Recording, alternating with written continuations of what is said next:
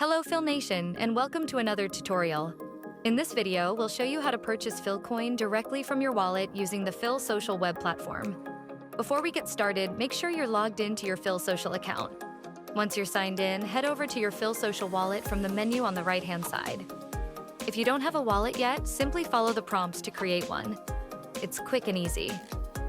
Inside your wallet, you'll see all the digital assets you currently hold. Before purchasing PHL, make sure you have enough USDT in your wallet, along with a small amount of Polygon to cover the network gas fees. If needed, you can purchase both tokens through MetaMask and transfer them to your PhilSocial Wallet. Once you're ready, click the Buy PHL button. Enter the amount of PHL you'd like to purchase, review the transaction details, enter your wallet PIN, and confirm your purchase. That's it. Once the transaction has been processed, you can view it on Polygonscan for confirmation.